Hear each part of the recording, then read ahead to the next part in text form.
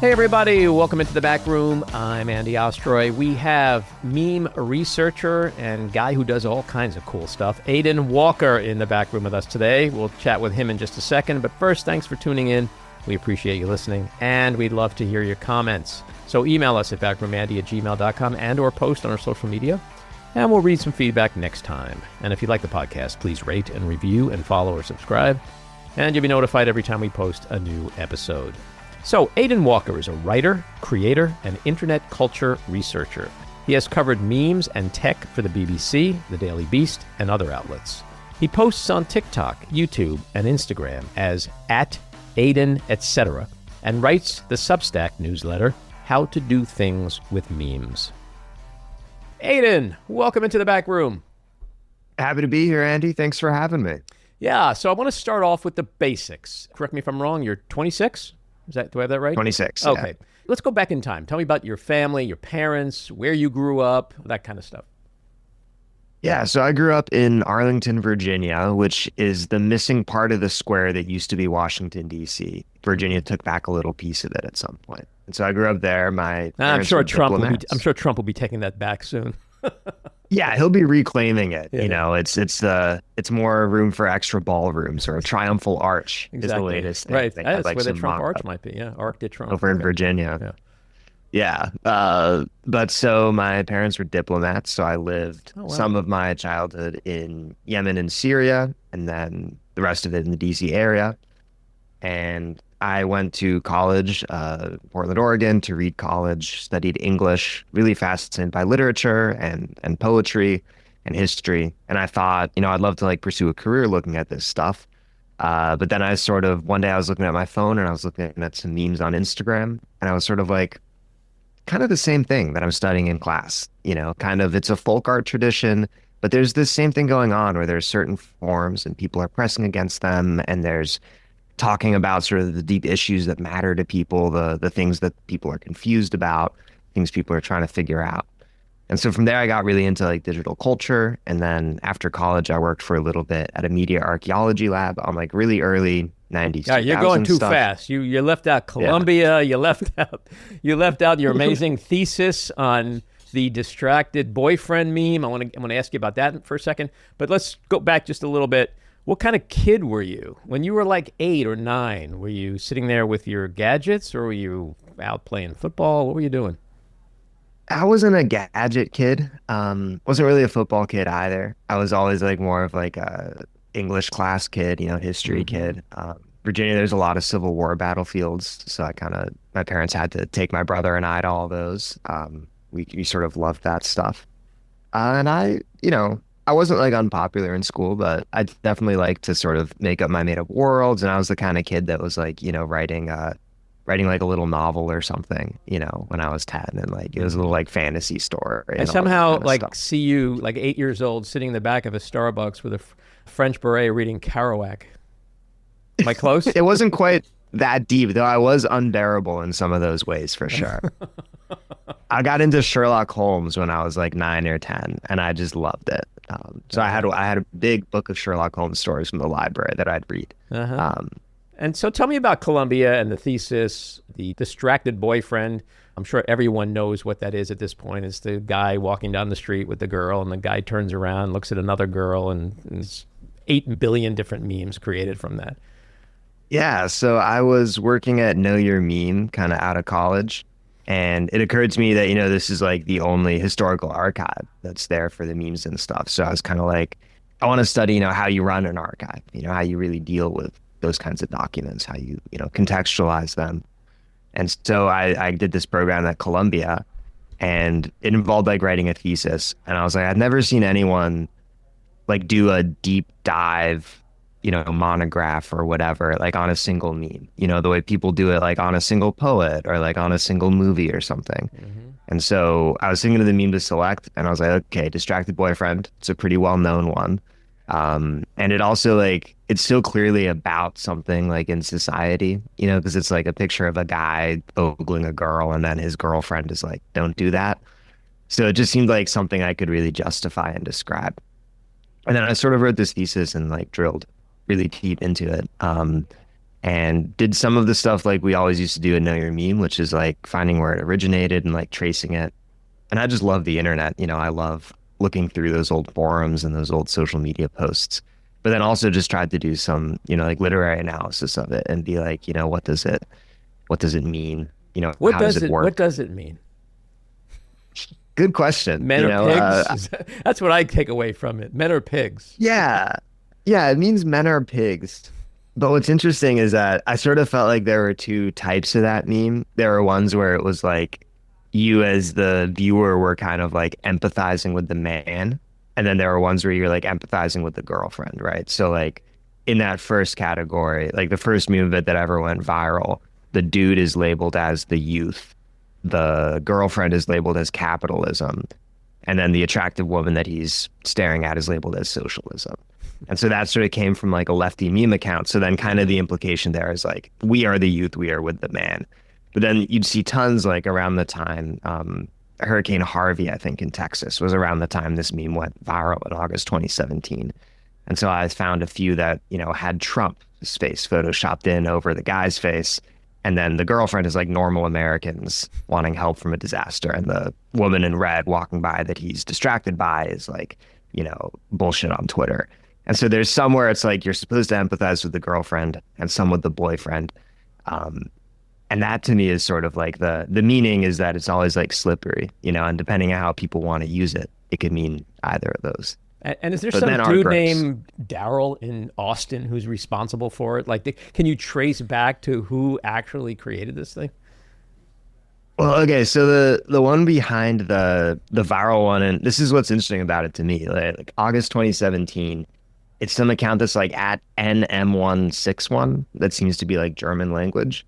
But since, 2017, the original post has been deleted and taken down. And so that's kind of the guy who's behind the August or whatever.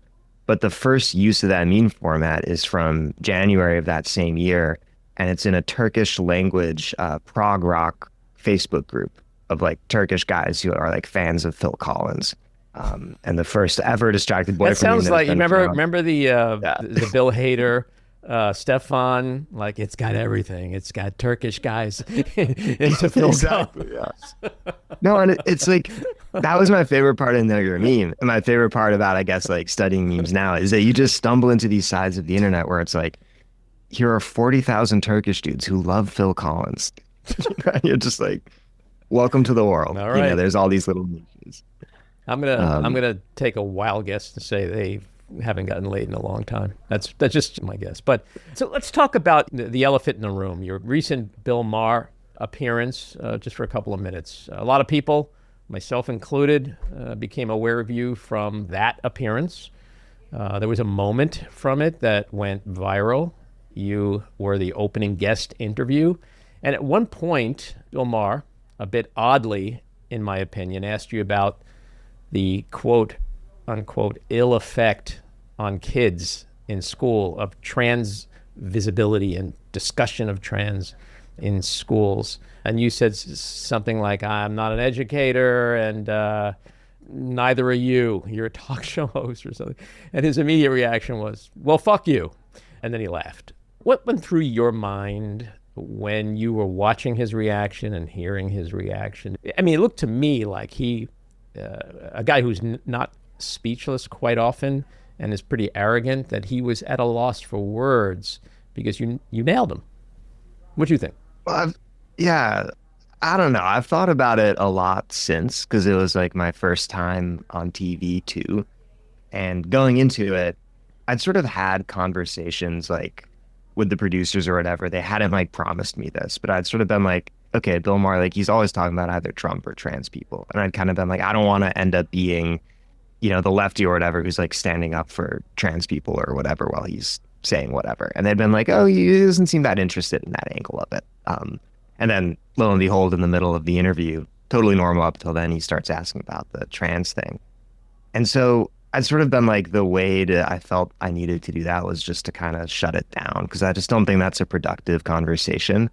I don't think it is not like an area of expertise of mine. And like, of course, like with my generation and where I grew up, it was like very normal for me to like know and hang out with trans people. And so for me, that whole political conversation of like, oh, the schools are being indoctrinated or whatever, like it's just not factually true. And then also it's like these are like normal, chill people to me. Like I bet for him or a lot of people, there's sort of this like news abstraction, you know, and they're kind of prejudiced in some ways, I guess. But so I just kind of wanted to shut it down.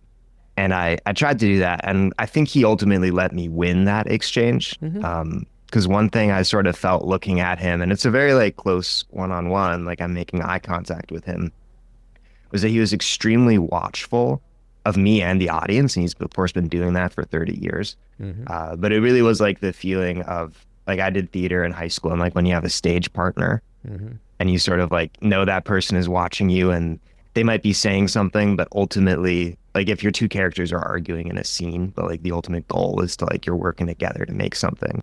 And so I think he kind of tried to steer it into good TV. And so I don't know if he was speechless. I don't know if he decided seeming speechless was like the best thing to do in that moment, or if he actually was. I do think he was a little surprised probably that I like pushed back. And then everyone was very kind about it afterwards. But yeah, I don't know. It's interesting. Like so much of our era is like so-and-so owns so-and-so, or like these sort of gladiatorial whatevers. And in a little bit of a way, that's like the TV genre. And I think on like social media, people do that. But well, you know, the thing is, as you said before, like certain subjects today are a minefield. And sometimes people try, especially on TV interviews, people try to lull you into that and in this like, you know, gotcha moment or whatever. But for what it's worth, I have to say, if you were 60 years old and had spent 40 years in politics, had a team of consultants, and were paying like a crisis management team $5,000 an hour, you couldn't have had a better comeback for him. It was beyond perfect because you didn't take the bait, you didn't fall into the trap. You literally said the exact and only thing that one should have said in that moment. This is out of my fucking wheelhouse and it's out of yours, you know? And that's why I think his response, rather than, well, that's a good point, Aidan, maybe it was, well, fuck you. I mean, that's the only thing he could come up with. So at the very least, on the surface, you definitely rattled him. And you should have, not intentionally to rattle him, but it was kind of a ridiculous question. And you really said something that was truthful, thoughtful, and inclusive and humble. You didn't try to pretend to know things that you don't know. The fact that you did that at 26 is incredibly impressive. There are people, like I said, spend a lifetime in this business and still, I mean, people run for president, as we know, and can't answer a freaking question about trans, right? And so how did it feel for someone who's in the meme business to kind of sort of become a meme yourself? What was that like? I mean, it felt, there's a weird process of it in that I'm very used to like a video of me going viral, and from TikTok, you know, I have 150,000 followers, and every now and then I have a video with like more views than that one got. And people kind of using it in ways that I didn't plan, either positively or negatively. Like I remember I had a video and I had a duet stitch of it, someone saying like, it's interesting that this video came out, you know, when Mercury was in retrograde and like Uranus was at this point in the sky. And I was like, not my intention, but happy you got that out of it, you know? Right. But yeah, like seeing it go around and seeing myself be a figure in it, it's a little bit of an out of body experience. And I find myself just sort of always thinking about how I could have done better a little bit. You know, I kind of have this habit of looking at the ground, I think, when I'm talking, thinking, and nervous. And I have like a really sort of a large brow. And my favorite comment on that video when it went viral was a physiognomy check failed, not listening to a word Aidan Walker says, which I suppose means that, you know, I have too much of like a Neanderthal type, you know, skull shape. So I kind of, I guess that unless you told me, and I still don't see it.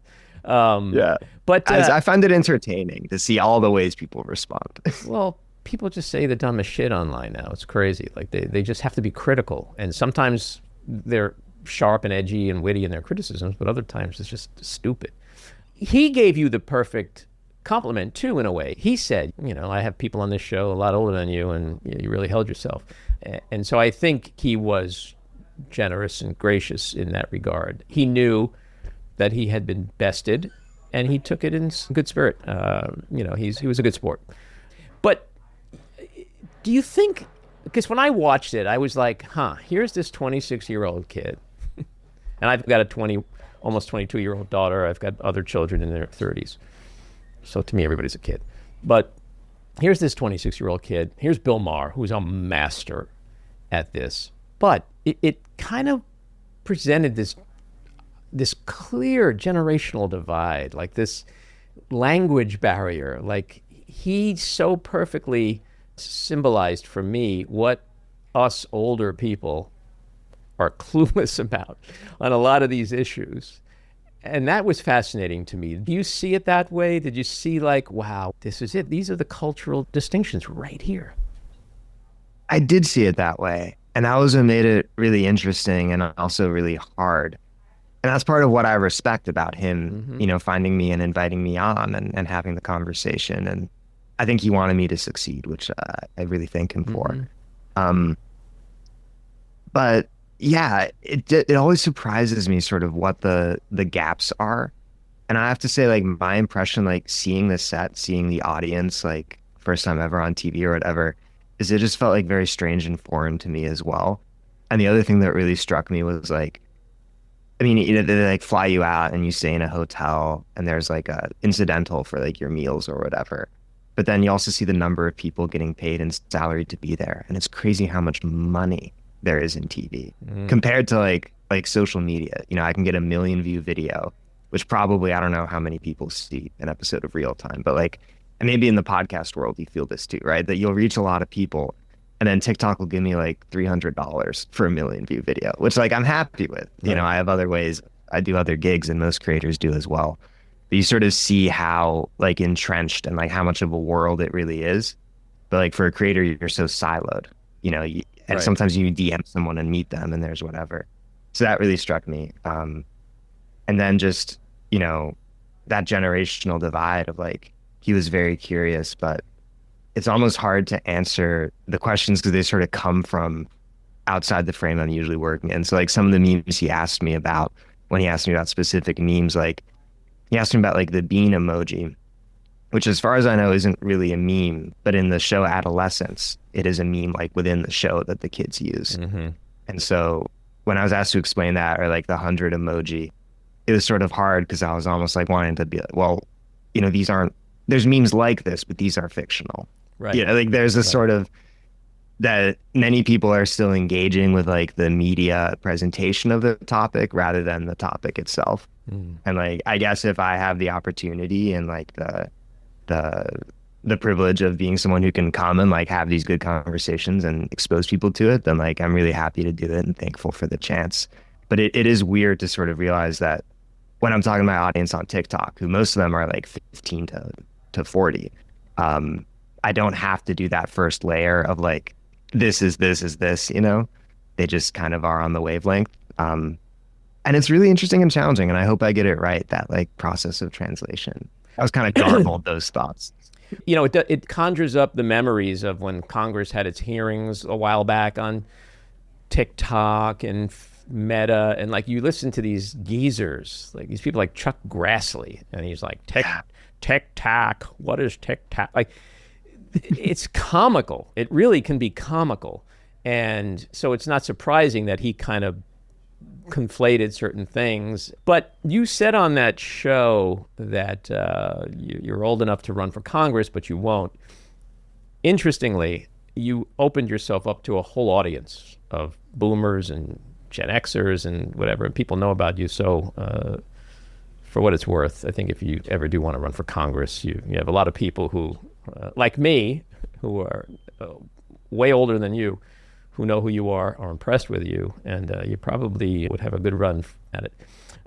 So for the old folks like me, let's take a step back a little. What is a meme? Where does it typically come from?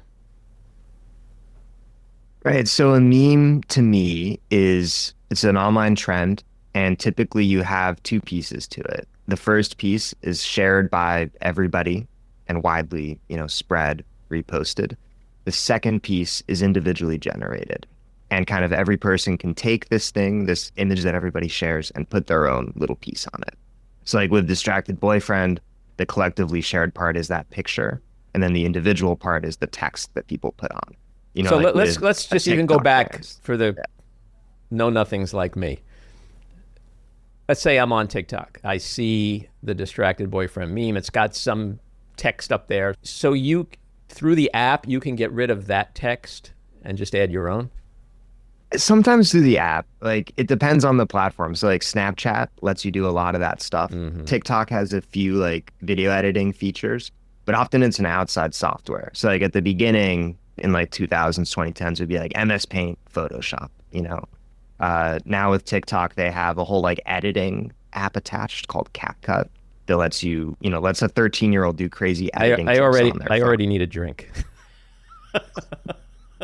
Right, yeah. So I'm already done. They kind of bake in, ways for you to, like take an image and modify it. And that's the thing people sleep on actually, is everyone's like, oh, TikTok, it's the algorithm. And it's like, yeah, but it's also CapCut, that they invented something around the pandemic, like 2019, 2020.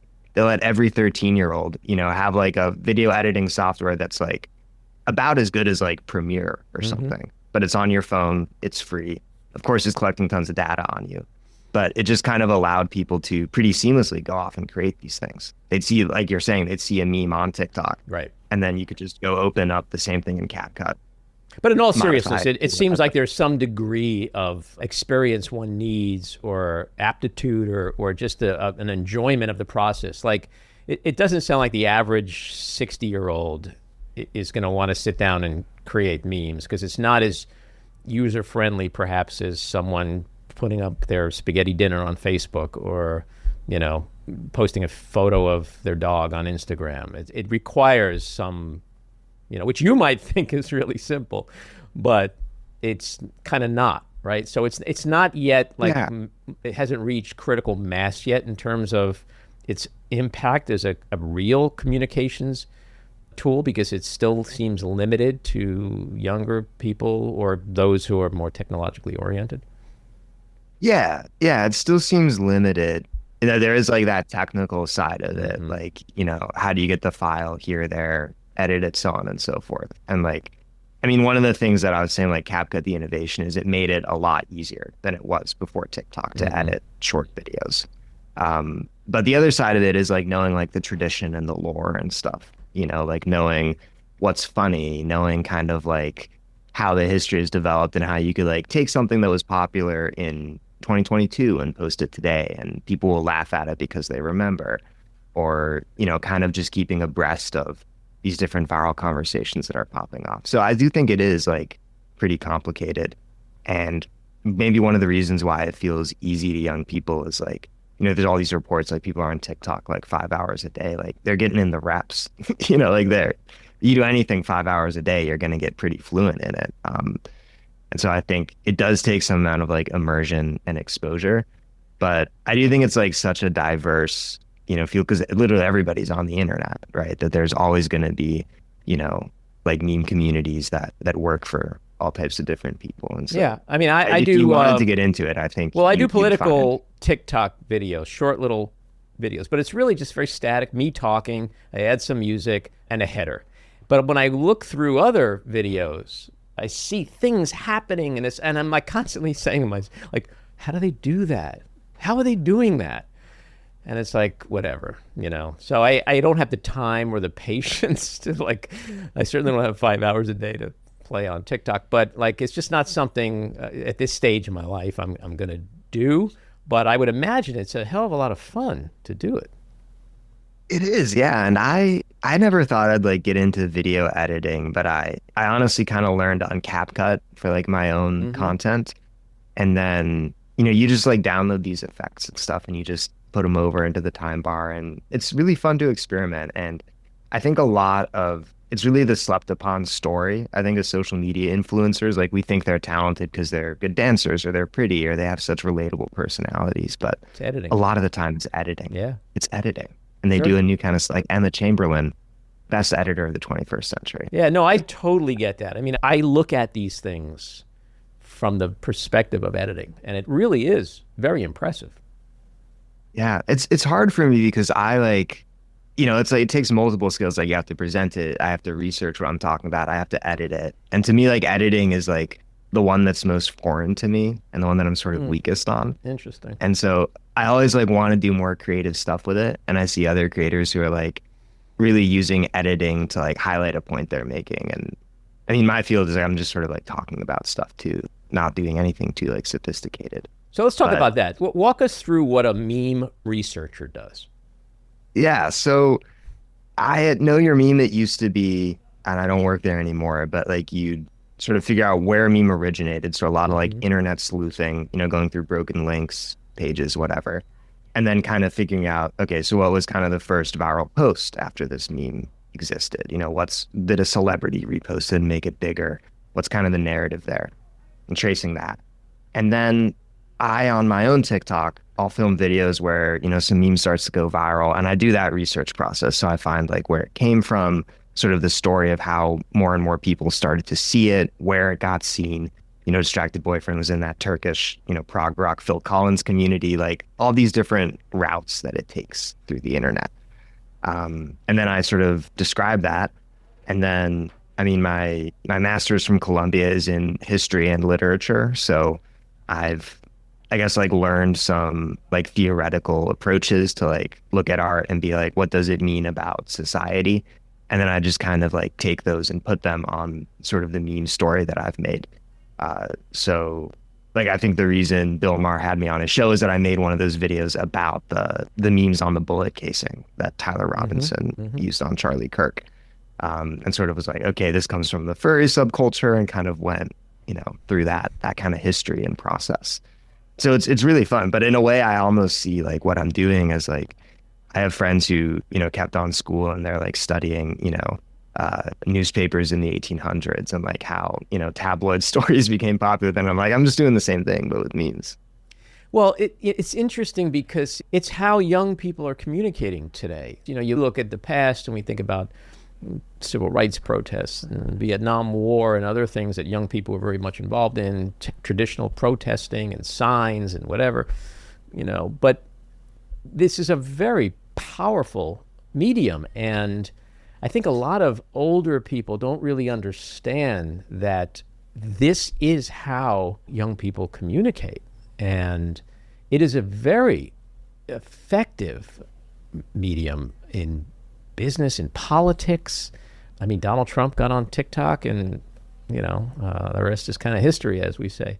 But I think that's really, when you look into the future, 5 years from now, 10 years from now, where do you see this kind of meme language and style of communication having the greatest impact?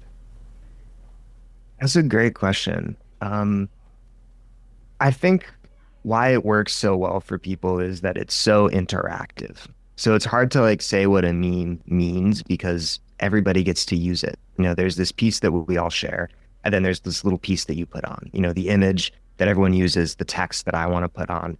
And then when you're consuming memes, you're often not just like looking at it as if it's a cartoon, you're looking at someone else looking at it. You're reading the comments talking about it. You're reading the way that somebody took this meme format you've already seen elsewhere and put their own spin on it. And then you're saying, do I agree with that spin? And so there's like a really rich conversation going on around and through it. And I see that impact continuing to be felt because, it's a tradition that gets older every day now. It's like there's memes that are 2 decades old that are still popular today. But if you were to ask me like where it would go in 5 years, I think that AI really like is revolutionizing it in ways that are both, good and bad and really complicated. But I'd say that kind of the two frontiers that I see as like the future of internet culture are things like Roblox, where it's a game. I think people are going to start doing like those massive multiplayer games a bit more than, the social media platforms, which in a way are like TikTok is a multiplayer game in a sense, but like Roblox, I think, is where a lot of the energy is going, things like that. And then also live streaming. So I'd see those two in 5 years kind of being the emergence. And I think what I do, like direct video talking to TikTok, writing things on Substack, it's kind of antiquated already. I got called unk the other day, which is the Really? slang term for old on social media. Yeah, you got to get with the program, Aidan. I know. I'm falling behind. Like it's inevitable. Please tell me people are not looking at you and thinking you're already uncool. Because if you're uncool, I'm like just bones in the ground. You know what I mean? Like, I mean, they're ruthless out there. Like the comment that always sticks in my mind was I made one of these videos analyzing a meme, and the comment was, maybe memes are just supposed to be funny, Unk. Now that got me. Like, well, old man, maybe memes are just supposed to be a joke, and you can't be like analyzing them the way see, you I are. think politicians, in particular Democrats, the Democratic Party, would be real smart if they hired a bunch of people like you and transformed how they communicate. Because guys like me have been telling our party for years that you don't know how to message. You don't know how to do bumper stickers. And what is a meme? Yeah. It's a fucking bumper sticker. You can have 10 million people looking at it in 24 hours if you do it right. So I think the Democratic Party should really look at memes as the future, especially if you want to engage young people and bring them back into the mix. I mean, young people don't vote the way they should, and it's because they feel like they're not being heard. They're not being spoken to in a language that matters to them, and this is a communication tool. This is language. Yeah, I agree totally. And I think one part of it would be, hiring people with expertise like in the fields I study for like that technical side of it, like producing it well, producing it right. But like the problem existed with bumper stickers, a lot of it is like they are trying to play to a smaller audience, which is often, kind of like donors or other people in the party, or kind of like what the, Washington opinion would be. And I say that being from here. And that doesn't really match what most people kind of care about, because like someone in the Beltway would be like, what does that bumper sticker mean? I don't know. That's stupid. But I feel like most Americans like a slogan that is open-ended, that is, exciting, that is funny, that is maybe raunchy, that, is maybe more populist, is something that would resonate. And so I think there's a side of the problem that's like content, and like, Chuck Schumer being, of course, older than you, definitely much older. Thanks, Aidan. There's the other. There's not many people out there that are older than me, but thanks for pointing out at least one of them. Yeah.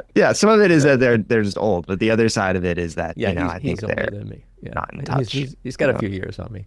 Do you think meme creators deserve recognition as artists or commentators, or is the anonymity part of what gives memes their power? I wonder about that all the time. I think that the tradition itself certainly like deserves recognition. Like there's stuff going on with memes and like, weird hardcore brain rot edits that, it reminds me of like things I see in like MoMA or whatever, where it's just so conceptual and so interesting and so weird. And so like sometimes people have like the same response they'll have to like, a canvas that's just a stripe. They'll be like, I don't get it. What is it? Memes are there like at that point of artfulness in many cases. But the anonymity is like really important too, because like I'm saying, often they're not authored by one single person. They're created out of this sort of folk type of people exchanging. And so I guess like with the blues or whatever, there's like famous blues artists, but we kind of know it began as like a bunch of guys sharing and like the oral tradition and all this stuff. And arguably so many art forms are like that, I feel like even movies, people like will know the names of like directors and actors and actresses and, maybe a cinematographer, but, the credit screen is massive at the very end, and memes are the same way. What do you think is the best meme of 2025 so far? What's your favorite? Ooh, the best meme of 2025 is, to me, these TikTok video editing trends where like the first one were these 3 clips, one of them like Eye of Ra, where it's sort of this distorted Snapchat filter thing of a guy looking like he has one eye. Then Chopped Chin, which is like a clip from a basketball game, some guy in the audience dancing. And then I Bought a Property in Egypt, which is one of these like, MLM type marketing, advertisements. And creators just take those 3 random clips and just reassemble them in these crazy collages. And there's throughout this year, I think there's been a lot of advances in like crazy video collage memes like that, where it's just random pieces of content from the internet, pieces of junk that just get taken and, bent and distorted and turned into something wild. So I'd say I bought a property in Egypt would be the search term to get to these edits. And so if I went out on the street and I went up to a lot of young people and I mentioned the meme you just mentioned, they would know this is like a widely known thing. So it depends on the young people. Like it's always there was a trend recently that was like people would come up with these binders of like weird memes printed out, and they'd wear a GoPro and they just go to different people in public and like without speaking point it out. Like that. And you see some of the people in public like recognize the memes and are happy and get it, and others are just kind of like weirded out, even young people. So I think it depends on who you reach out to. I will say it maybe is a little bit pretentious of me to bring up like, yeah, I bought a property in Egypt memes, because it's a little bit like being, hey, the only movies I watch are A24 movies. It's kind of like like an art meme, I guess. But yeah. What's with A24? Is that a thing? Oh, like the studio that produces, No, but I mean, like, are they known among young people as only doing certain kinds of films, or? Yeah, they're kind of like the indie artsy production company to people, I think. So that's what they make all like the only watching indie films. Got it. You mentioned before the inscriptions on bullets. That's really a new and kind of chilling phenomenon. Like, is that how these people who go out and commit these horrible crimes, is this the standard means of communicating their motivations now? My sense would be yes. There was so much attention paid to, Luigi Mangioni's inscriptions on his bullet casings. Right. And I sort of see that as a clear, precursor. That's kind of where it started, right? Yeah. Yeah. And I mean, I'm sure like historically people have done that before. But I think like what's so interesting to me about a lot of this stuff is there's one narrative, there's sort of three narrators for people. One is like law enforcement that'll say, hey, we released these pictures of the bullets, or we say what's on them, and they do that as a media release. Then there's the press that sort of has its, account of that, its synthesis of it. And then there's social media. And I think for all of these sort of recent high profile violent events, the social media narration has kind of unglued from the press narration. Like for Luigi, the NYPD would release these security camera footage that would be like, hey, we need help catching this guy. And everyone on TikTok was like, he's so hot. So there's like they're performing, like reading it totally the way they're not supposed to read it. And it's not the first time people have found a convict hot, but I felt like people, really insisting on like not taking the narrative from the media or law enforcement seriously and like putting their own spin on it. I think that's a little bit, that is more significant to me than actually what happened. It's kind of this refusal to read what the media and law enforcement are saying. And I think with the bullet casings, part of the appeal of that for people is that it's a way of like baking into the press release that like, the governor of Utah will say, like the terminally online thing that will really only play like with that third audience that's online. Right. Well, my last question, and this is perhaps the most important question, Aidan, the burning question of anyone over 40. Are you ready, Aidan? Yes. All right. What the fuck is 6'7"? 6'7".